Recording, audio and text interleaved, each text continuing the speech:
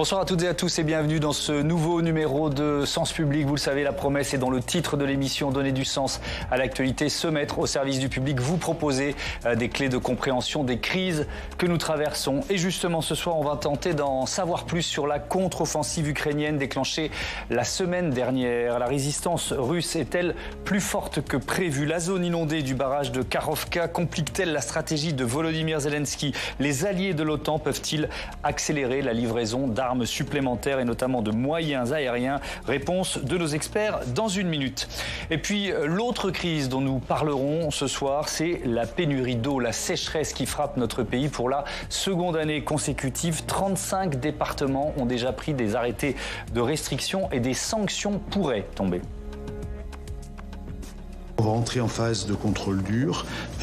Tous les manquements seront sanctionnés avec des poursuites devant le tribunal de police puisque en matière d'eau, les infractions sont des contraventions de 5e classe, c'est-à-dire punies par une peine de 1 500 € d'amende. Comment mieux partager l'eau? Faut-il revoir en profondeur notre façon de produire, de cultiver, de consommer et même de profiter de l'été? On en débat dans 45 minutes. Mais d'abord, ce que l'on sait de la contre-offensive des soldats ukrainiens, Reda Mravid tente d'y voir clair dans le brouillard de la guerre informationnelle. Des bâtiments en ruine, des dommages conséquents. De Kramatorsk à Odessa ces derniers jours, les mêmes images. Des dégâts importants côté ukrainien après des frappes russes. Constat d'impuissance chez les habitants. Je veux profiter de l'air frais de la mer pendant ma vieillesse, mais les Russes ne nous laissent pas respirer. Ils ne nous laissent pas vivre et respirer. La contre-offensive ukrainienne est pour l'instant difficile à percevoir. Côté Kremlin, on expose l'échec de l'ennemi, image à l'appui. Les forces aérospatiales russes ont mené des frappes massives sur des lieux où sont concentrées les réserves opérationnelles des forces armées ukrainiennes. Tous les objets assignés ont été touchés. L'objectif a été atteint. Les alliés pro-Ukraine prêtent pourtant la méthode Coué, à l'image du secrétaire général de l'OTAN. Nous ne savons pas si cela marquera un tournant dans la guerre. Mais nous constatons que les Ukrainiens progressent et libèrent de plus en plus de terrain.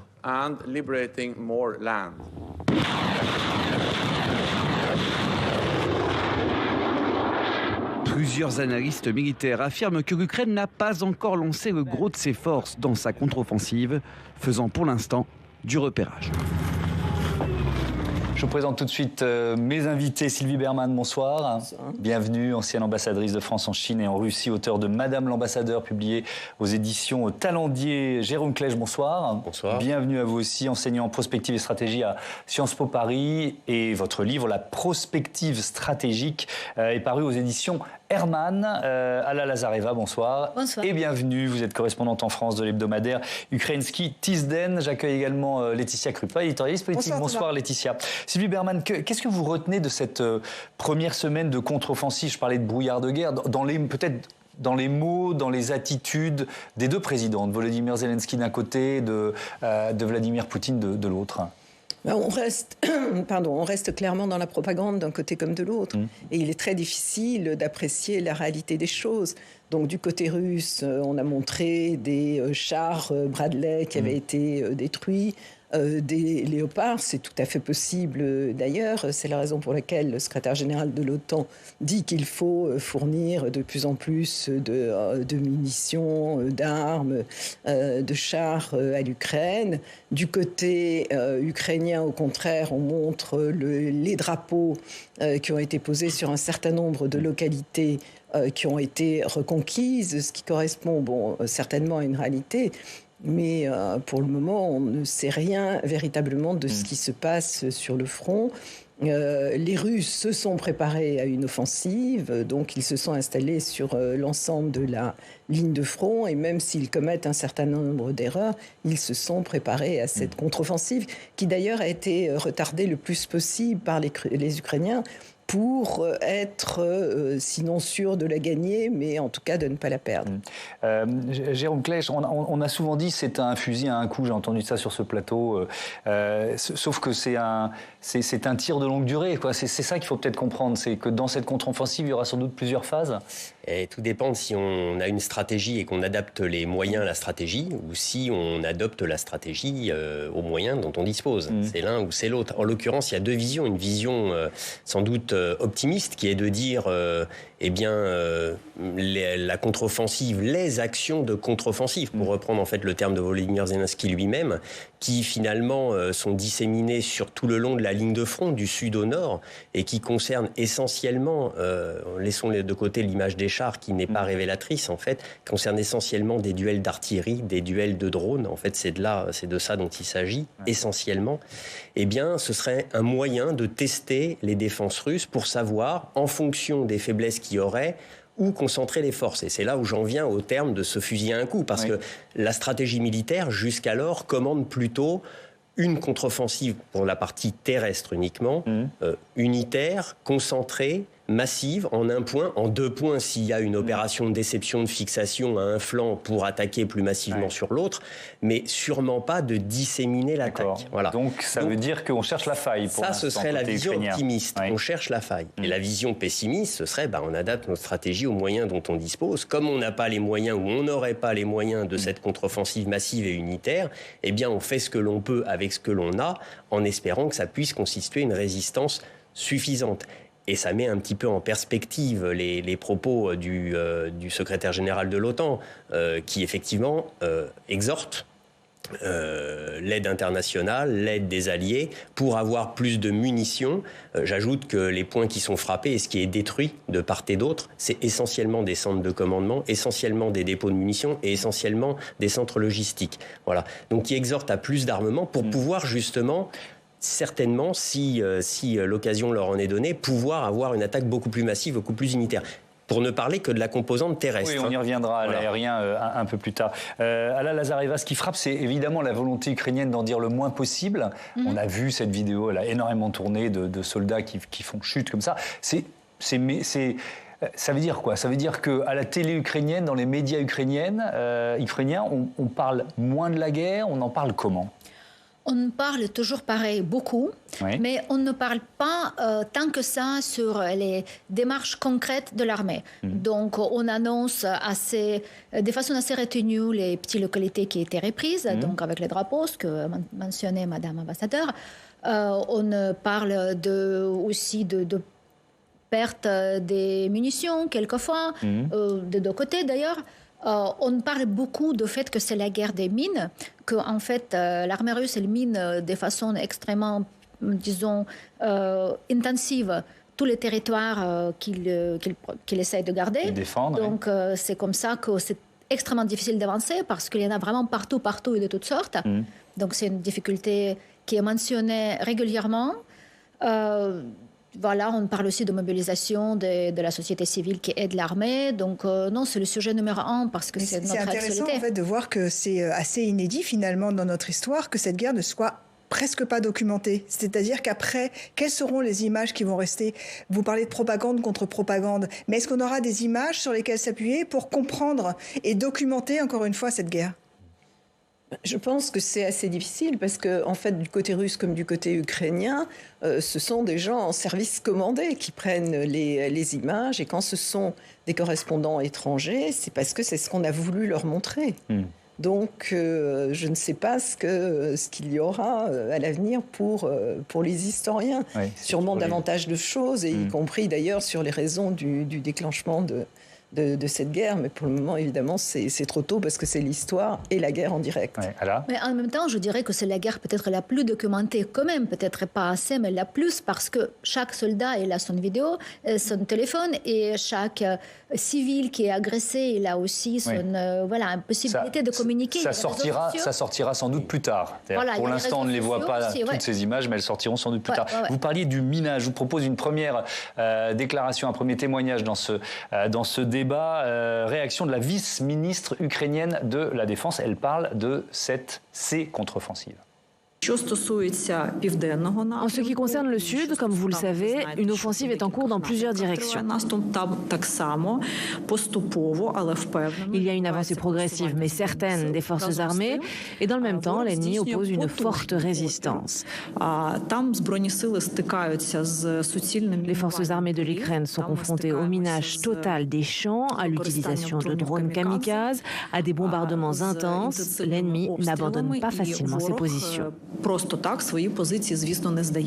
Jérôme Klech, est-ce que c'est plus difficile d'attaquer que de défendre? Naturellement. D'ailleurs, alors on peut discuter des chiffres, mais dans toutes les bonnes écoles de guerre, en général, on dit que le rapport de force qu'il faut, alors rapport de force sur les troupes, sur les blindés, sur les chars, c'est composite tout ça, mais en gros, c'est de 3 contre 1, 4 contre 1, quasiment. 3 contre 1, c'est le rapport de force qu'il faut pour prendre une place et la maintenir. Donc, pour l'instant, l'Ukraine ne l'a pas. Naturellement, et non seulement il ne l'a pas, mais c'est même effectivement plutôt inversé, en dépit des difficultés qu'on a à estimer ce que peut avoir la Russie et l'idée que l'on peut avoir de ce qu'a l'Ukraine. Si on prend les 12 brigades de 3-4 000 hommes dont dispose potentiellement l'Ukraine, aujourd'hui c'est 2 à 3 d'engagés, ça fait à peu près 50 000 hommes. La Russie, entre l'ordre de bataille constitué, les pertes qu'il a pu avoir et la mobilisation dont on estime qu'elle a plutôt pas mal réussi, en mobilisant les zones rurales plutôt que les zones urbaines de la Russie, on est sur ce rapport de force et sans doute au-delà. Donc si vous voulez, dans une logique pour la Russie où il s'agit plutôt de faire une défense d'attrition avec des frappes dans la profondeur, c'est beaucoup plus facile, surtout quand on a théorisé et intégré le fait de perdre des hommes, ce qui est le cas de la Russie, de défendre. Donc ce sera très difficile pour l'Ukraine de percer cette ligne de défense faite de dents d'agron, faite de champs de mines, faite de tranchées. Aujourd'hui, c'est exactement. Il y a 3 lignes en quelque sorte. Voilà, sans compter l'artillerie évidemment qui protège. Voilà, les drones plus l'aviation de chasse. On l'oublie, mais du côté russe, il y a quand même eu une inflexion sur ce plan-là et il y a quand même des frappes au niveau même de la ligne de contact et pas uniquement dans la profondeur de la part de l'aviation. Donc pour arriver de l'aviation russe. De l'aviation russe. D'accord. Pour arriver à percer, oui, parce que l'aviation ukrainienne pour le coup est au sol, inexistante. Donc pour percer cette ligne-là, qui est aujourd'hui, disons, ébréchée à certains endroits sur la partie centre-est, il y a vraiment trois zones, le sud, statu quo, le nord, statu quo. Le sud, c'est un peu disputé, il y a des avancées possibles, mais au conditionnel, on y reviendra. Et au centre, un léger remodelage du front à la faveur aussi des quelques villages qui ont été repris sur les flancs sud de Bakhmout et flancs nord de Bakhmout. Voilà, bon. Mais si vous voulez, rien n'a été véritablement percé. Donc cette ligne de défense-là, elle reste quasiment intacte aujourd'hui. Un mot aussi des conditions météorologiques à la Lazareva, parce que Volodymyr Zelensky en a parlé, il a dit que la pluie, je vais le citer, les pluies rendent notre tâche plus difficile. Oui, bien sûr, parce que ça empêche l'avancée des véhicules militaires et ça met de l'eau dans les tranchées, donc évidemment que ça complique les choses, mais aussi, n'oublions pas la tragédie qui s'est passée le 6 juin, donc le barrage qui était explosé. On y reviendra un peu plus tard sur le barrage, si vous voulez bien, parce que je voudrais qu'on entende une autre réaction, cette fois-ci de Vladimir Poutine, pour voir un peu comment vous percevez ces prises de parole. Une déclaration du président russe qui date de mardi, et elle est intéressante parce qu'il reconnaît manquer de certains armements. Écoutons. Il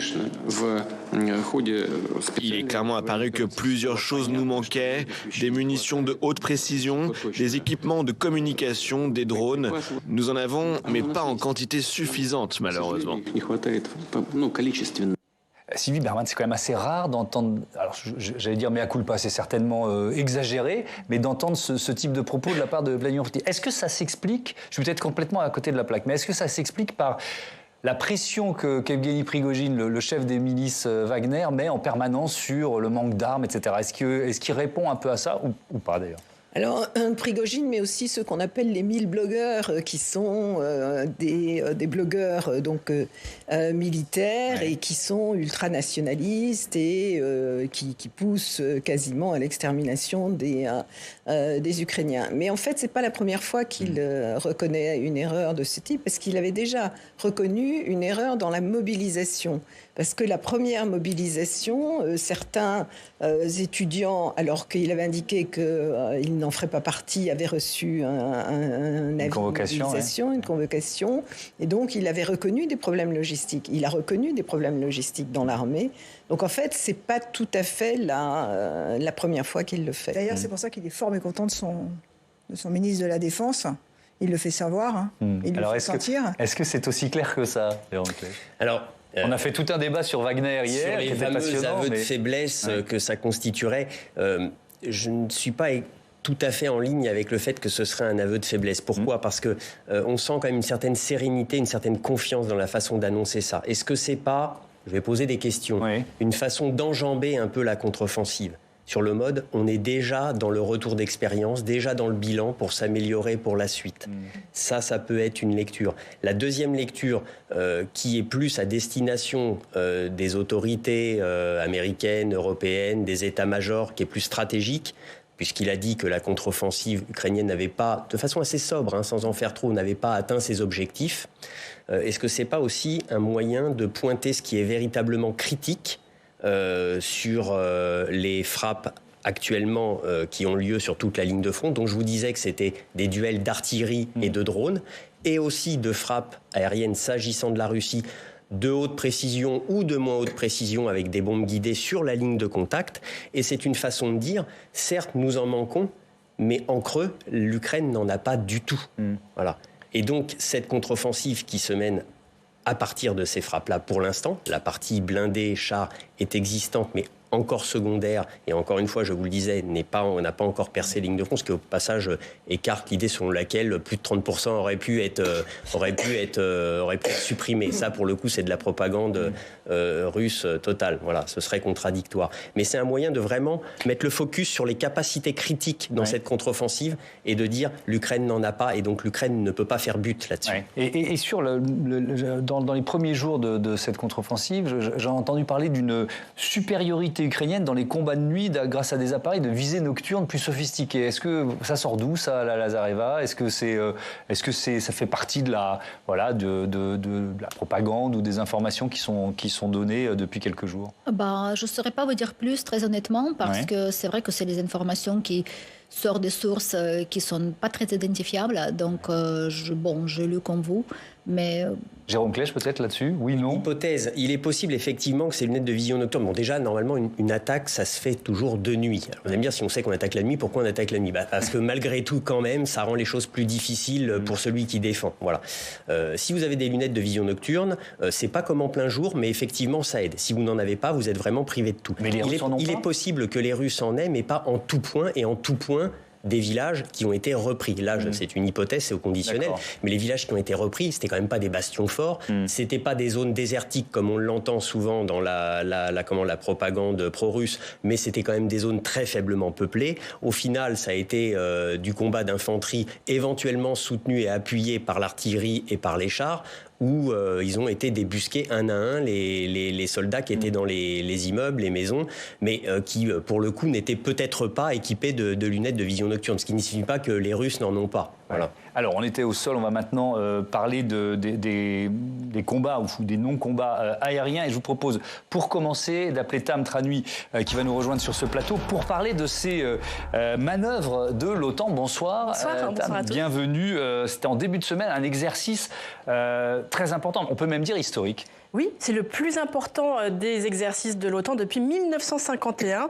250 aéronefs participent depuis lundi à cette opération baptisée Air Defender 23. Ils viennent de 25 pays membres et pays partenaires de l'OTAN, dont le Japon et la Suède qui sont candidats à l'adhésion.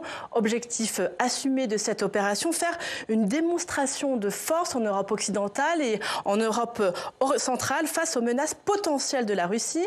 L'opération est organisée par l'Allemagne et cela confirme donc son rôle croissant au sein de l'alliance militaire. Écoutez le chef de l'armée de l'air allemande, Ingo Gerhardt. Avec Air Defender 23, nous montrons, prouvons et démontrons la capacité de défense de cette alliance. Le signal de cet exercice n'est dirigé contre personne, c'est un signal pour nous, dirigé vers l'intérieur, vers l'OTAN. Ce sont principalement des pays de l'OTAN qui participent à cet exercice coordonné par l'Allemagne pour montrer que nous sommes capables de défendre ce pays et cette alliance. zu verteidigen. Bien sûr, le général allemand a beau dire que l'exercice n'est dirigé contre personne, c'est un message de dissuasion très clair envoyé à Vladimir Poutine en pleine guerre en Ukraine. Alors dans le détail, en quoi consiste cette opération ? C'est tout un scénario. Cela prévoit que l'Allemagne est en partie occupée par une alliance militaire étrangère. Du coup, Berlin appelle l'OTAN à l'aide. S'en suivent bombardements de villes et de ports, déplacements de troupes, etc. Au total, 10 000 personnes sont mobilisées. L'objectif de tout ça, tester la capacité de toutes ces troupes, de toutes ces armées venant de différents pays à travailler ensemble. C'est tester leur interopérabilité, comme on dit, pour un exercice qui va se dérouler dans l'espace aérien allemand, mais aussi tchèque, letton, estonien, des pays qui ont des frontières donc avec la Russie. Et plus de la moitié des avions aussi viennent des États-Unis, car l'une des priorités de cette opération, c'est aussi de tester la réactivité des Américains en cas d'attaque en Europe. L'idée de cette opération, elle est née en 2018, en partie en réponse à l'annexion de la Crimée par la Russie. Mais aujourd'hui, la guerre en Ukraine lui donne encore plus d'importance. Et on l'a évoqué rapidement dans ce débat, au-delà de cette démonstration de force, l'OTAN se mobilise aussi pour soutenir cette contre-offensive ukrainienne. Oui, car nous sommes à un mois du sommet de Vilnius. Les pays de l'OTAN sont en pleine discussion, en pleine négociation de leur plan d'aide à l'Ukraine. Aujourd'hui à Bruxelles, les ministres de la Défense de l'Alliance parlent aide militaire. Et sur ce point, Jens Stoltenberg, le secrétaire général de l'OTAN, qu'on a déjà entendu, a demandé un soutien militaire plus important pour soutenir l'offensive ukrainienne. Le besoin le plus urgent, le plus flagrant est bien sûr de nous assurer que les Ukrainiens ont les armes, les munitions et les approvisionnements pour continuer à mener l'offensive. Comme vous le savez, il ne s'agit pas de déployer quelques chars d'assaut ou quelques systèmes de défense aériens. Il s'agit aussi de s'assurer qu'ils peuvent fonctionner, qu'ils ont les munitions, le carburant, des pièces de rechange et qu'ils peuvent être réparés pendant l'avancée de l'offensive. Voilà, on le comprend, l'enjeu pour l'OTAN en ce début d'offensive n'est pas seulement d'être dans la démonstration de force, mais bien de faire la preuve de son soutien à l'Ukraine. C'est l'un des enjeux de la réunion qui se tient actuellement à Bruxelles et l'enjeu de la réunion qui se tiendra également à Vilnius dans un mois. Merci beaucoup, Tam, pour toutes ces informations. Sylvie Bernal, je voudrais comprendre, parce que cette contre-offensive, tout le monde l'attend depuis longtemps. Ces manœuvres aériennes, elles sont prévues elles aussi depuis longtemps.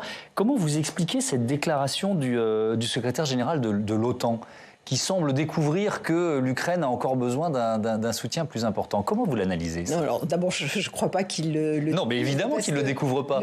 L'Ukraine ne cesse de demander davantage d'armes. Je crois le fait aussi d'avoir montré des chars qui ont été touchés montre qu'il y a besoin effectivement de remplacer, de réparer, d'assurer une certaine maintenance.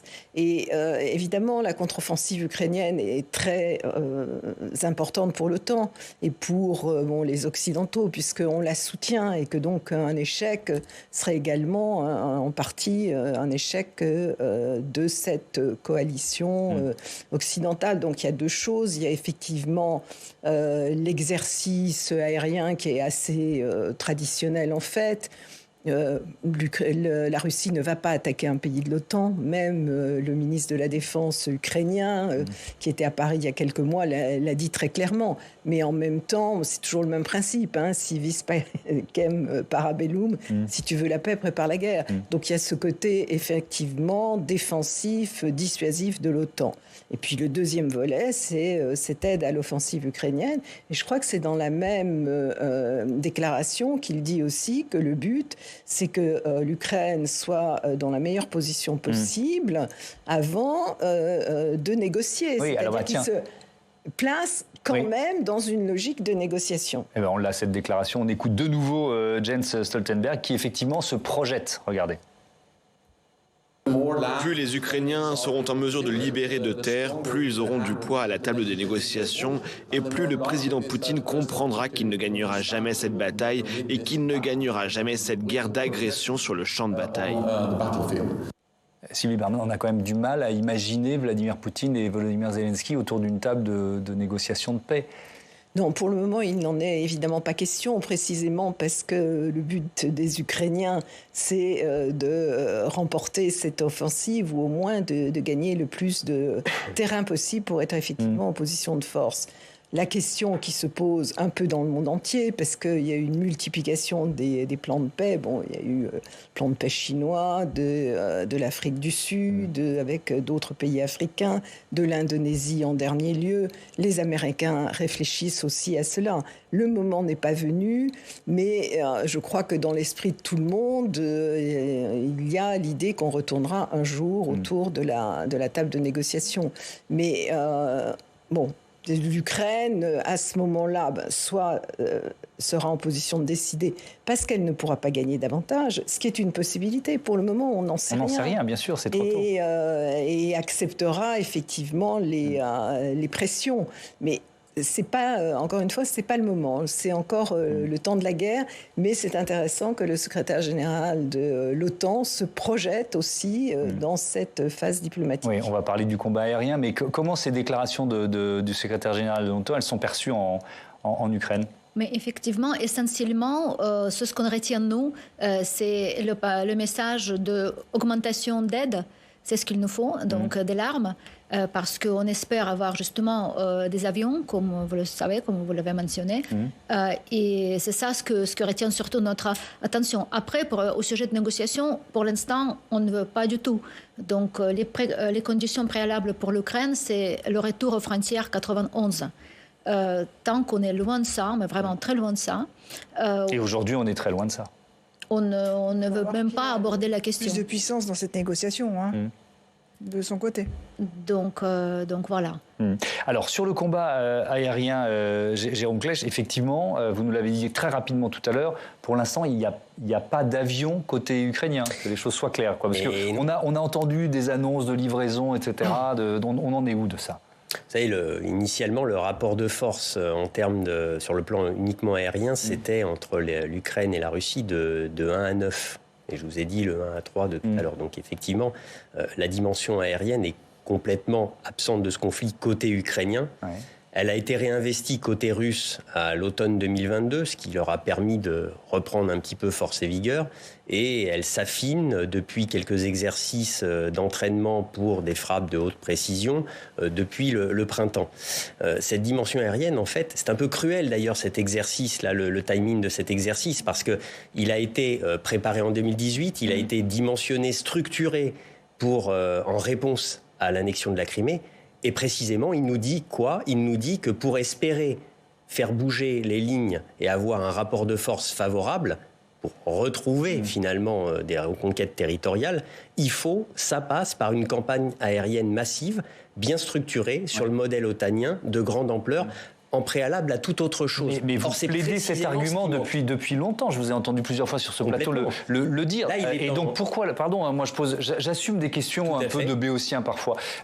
Pourquoi lancer une contre-offensive si s'il n'y a pas cette force aérienne côté ukrainien, si elle est quasi... Enfin, je ne sais pas, je ne vais pas dire vouée à l'échec, mais si ça rend pessimiste d'une certaine façon. C'est vous qui l'avez dit, mais partons de ce constat-là. Du coup, la question qui se pose, c'est quel est l'état final recherché ? Quelles sont les arrière-pensées ? Et je suis en ligne totalement avec ce que disait Sylvie Berkman. Il y a le temps de la guerre et puis le temps de la négociation où il faudra, je reprends vos mots, un moment ou un autre, que l'Ukraine accepte un certain nombre de pressions en fonction des gains territoriaux qu'elle aura pu avoir, qui ne seront peut-être pas ceux d'un retour aux frontières de 91, mais quand même un gain. Peut-être des gains dans les frontières qui ne sont pas des frontières, mais un état de fait de 2014, peut-être encore en deçà. Là, le curseur sera placé.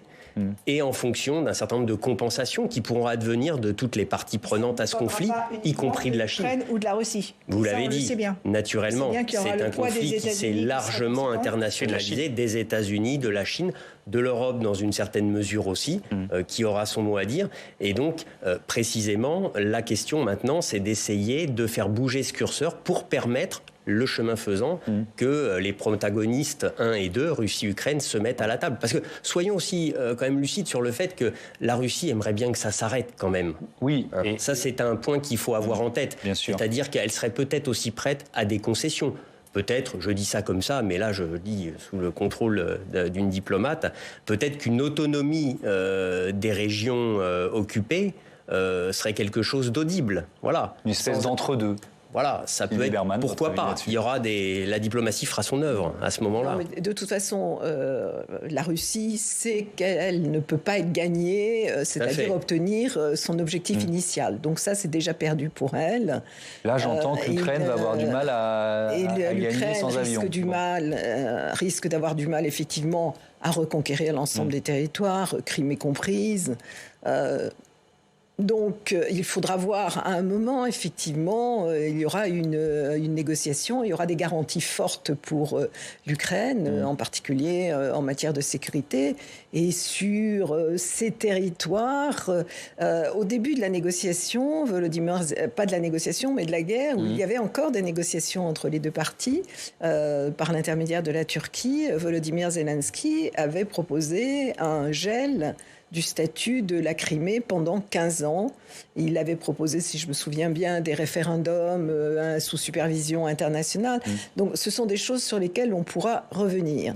Mais pour le moment, c'est normal que pour l'Ukraine, ce soit inacceptable maintenant, parce qu'il y a un espoir, effectivement, de gagner cette contre-offensive. Et c'est vrai que sur le plan moral, ça peut être perçu comme, finalement, une prime à l'agresseur. Mais en même temps, il y a des principes de réalité dans la vie et dans la guerre également. Alla Lazareva, est-ce que vous craignez une sorte de lassitude, finalement, des alliés de l'Ukraine ?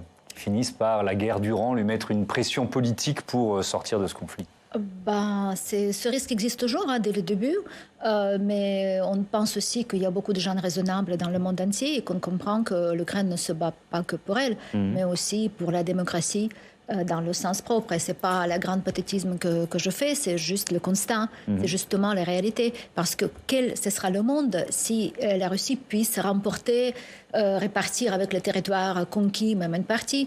C'est le monde où on peut venir dans la maison des voisins, tout détruire, violer sa femme, enlever son enfant, partir. Et est-ce que vous voulez vivre dans ce monde-là? Je ne pense pas.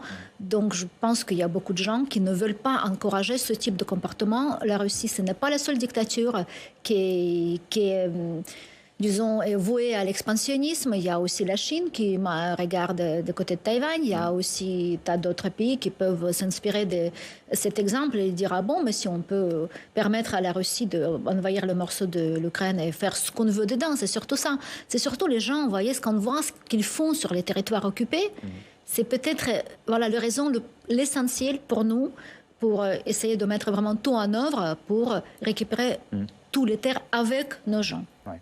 Alors, les diplomates, la diplomatie est toujours à l'œuvre. Lundi, à l'Élysée, Emmanuel Macron a réactivé le triangle de Weimar pour évoquer évidemment cette contre-offensive ukrainienne et la coordination militaire. Laetitia, on va d'abord rappeler ce qu'est le triangle de Weimar. Le triangle de Weimar, moi je dis à l'allemande, hein, mais on le dit comme on veut, c'est la plateforme qui a été créée en 1991 pour discuter entre la Pologne, entre l'Allemagne et la France. Pourquoi, Thomas? L'objectif, c'est bien sûr d'essayer que ne s'installe pas en Europe cette fracture Est-Ouest ou ancien-nouveau. Et donc, depuis sa création, il n'a pas été quand même très actif, hein, ce triangle.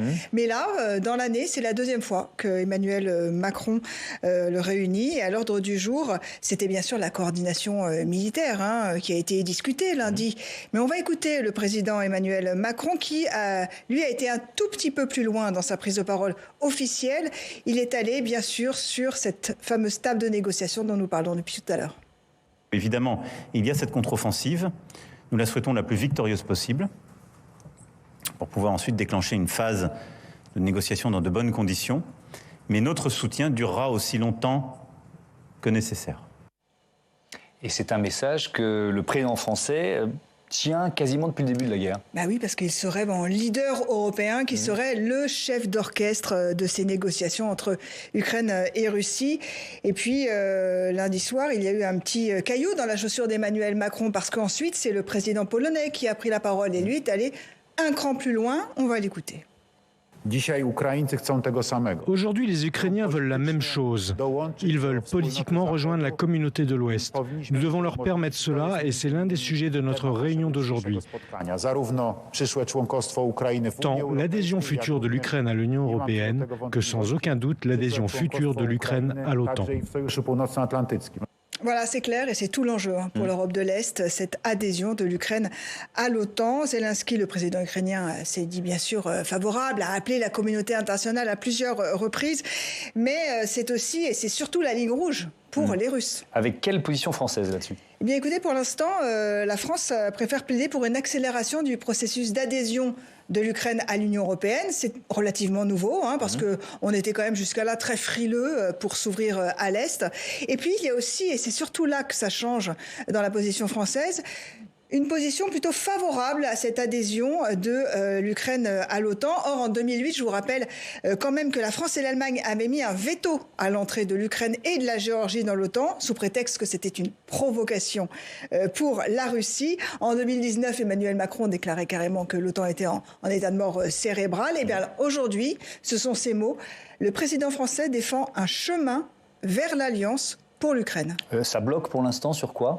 Au sein de l'OTAN, il existe un quasi-consensus sur le fait qu'il est impossible d'intégrer un pays en guerre sans être sûr que les États-Unis sont prêts ou pas à intervenir directement.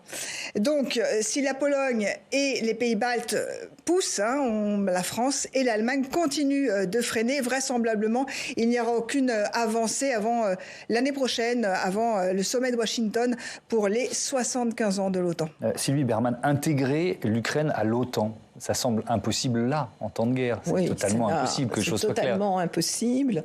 Et pourquoi le président polonais dit ça, alors ? Non, mais parce que les Polonais ont une peur absolue de la Russie et essaient depuis le début d'entraîner l'OTAN dans la guerre. Donc on peut effectivement les comprendre. Mais ce qui est intéressant, c'est que ce n'est pas seulement l'Allemagne ou la France qui sont opposés à l'entrée dans l'OTAN, mais les Américains aussi.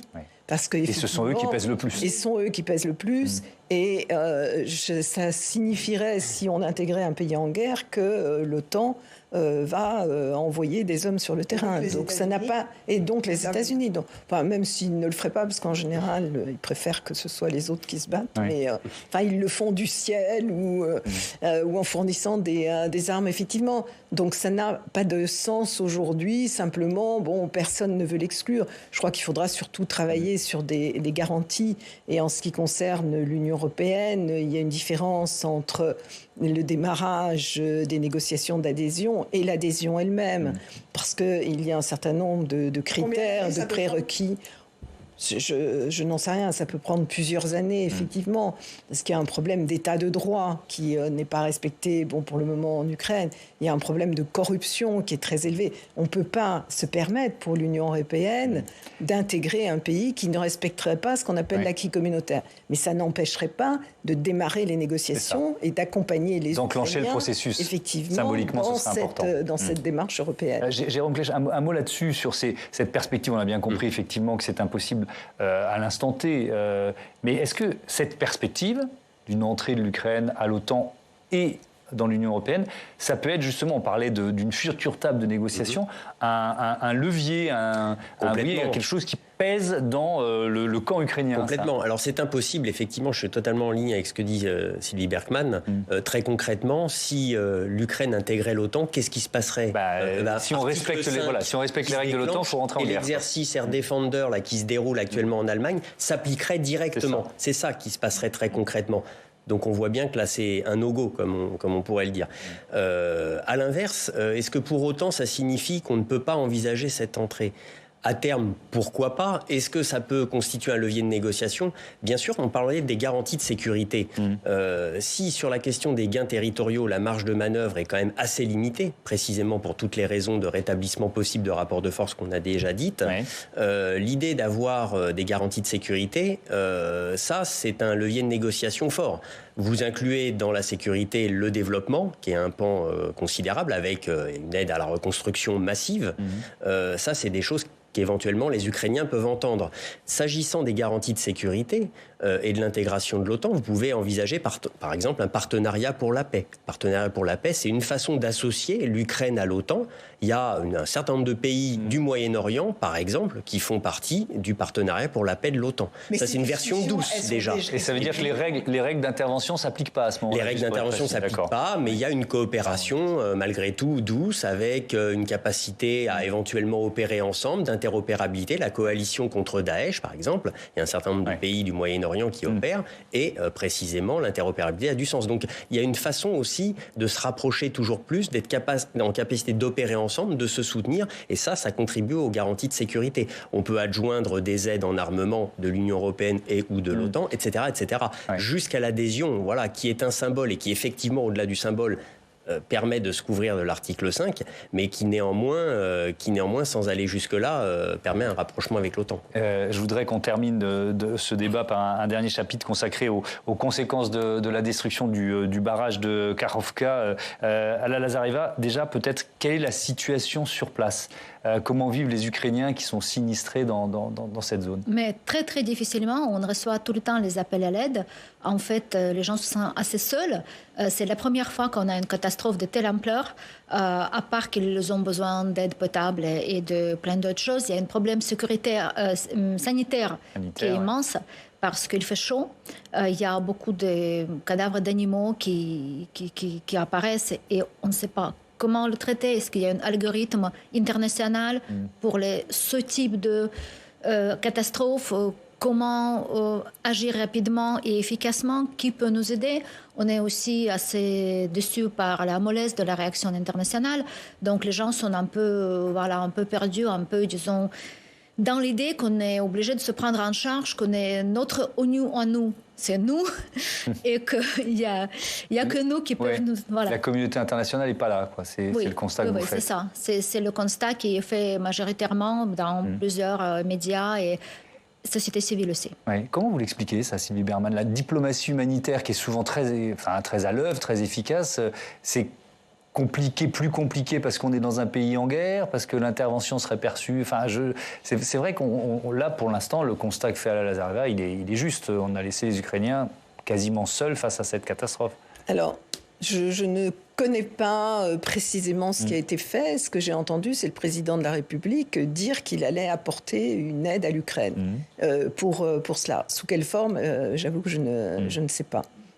Ça reste encore assez embryonnaire, on va dire. En tout cas, il n'y a pas un mouvement international. C'est ça que je veux dire. Sur le plan militaire, ce qui est intéressant, quand ce barrage a été détruit, on s'est tout de suite dit, est-ce que c'est une stratégie russe pour empêcher la contre-offensive? Qu'est-ce qu'on sait de ça aujourd'hui? Est-ce que c'était un point de passage qui a été perdu d'une certaine façon? Les faits, rien que les faits, à ce stade, on ne peut pas dire que ce sont les Russes qui ont détruit. Je sais. Oui, mais c'est important de le rappeler malgré tout. Enfin bon. Après, la probabilité que ce ne soit pas les Russes. Je reste quand même prudent parce que regardez le cas de Nord Stream. Depuis, ça a été quand même largement documenté. Bon, donc restons prudents. Vous êtes l'expert, mais j'ai du mal à trouver l'intérêt de l'Ukraine à faire. Ah non, mais j'ai pas dit que c'est l'Ukraine non plus. Mais il se peut aussi que ce soit des suites des premiers chocs qui ont eu lieu à l'automne dernier. Voilà. Bon. Une fois qu'on a mis ça de côté, parce que c'est important dans cette guerre informationnelle de savoir revenir aux faits de ce qui est attesté. À qui profite le crime? Vraisemblablement à la Russie, en effet. Néanmoins, c'est quand même une ligne de coupure pour les deux. Voilà. Et effectivement, ça profite à la Russie parce que ça neutralise une partie de la ligne de front, et la partie sud en particulier, ce qui lui permet effectivement de concentrer ses forces, notamment au nord, et pourquoi pas à Belgorod précisément, puisque on n'en parle plus, mais globalement, l'offensive par les milices russes pro-ukrainiennes ont quand même été boutées. Pour l'instant, ça reste quand même contrôlé par les Russes. Voilà. Donc effectivement, cette réarticulation possible au nord du fait de la neutralisation de la ligne de front au sud profite aux Russes. Ouais. Voilà. Dernier mot, puisque c'est l'une des informations de cette fin d'après-midi que nous apprennent nos confrères de l'agence France-Presse. 4 pays, Royaume-Uni, États-Unis, Danemark, Pays-Bas, annoncent la livraison de centaines de missiles de défense aérienne supplémentaires à l'Ukraine. C'est une bonne nouvelle. Oui. Ouais. Mais ça peut changer la donne, ça? Ça peut pas changer la donne. C'est une suite de fournitures, évidemment, de défense solaire, défense anti-aérienne, de missiles pour l'artillerie, de drones. de chars supplémentaires, car s'il y avait un combat terrestre mobilisant les chars, il y aurait énormément d'attrition pour passer ces dents de dragon, ces champs de mines. Il y en a déjà, même si j'ai dit que c'était plutôt secondaire par rapport aux frappes d'artillerie et de drones. Il y en a déjà parce que les champs de mines permettent de canaliser en fait l'afflux des blindés et des chars, et donc de précisément d'articuler le dispositif russe et de frapper. Et donc, passivement, il y a beaucoup de pertes. Donc, il faudra davantage de chars. Il en faudrait sans doute plusieurs centaines. Aujourd'hui, il y en a un peu plus d'une centaine.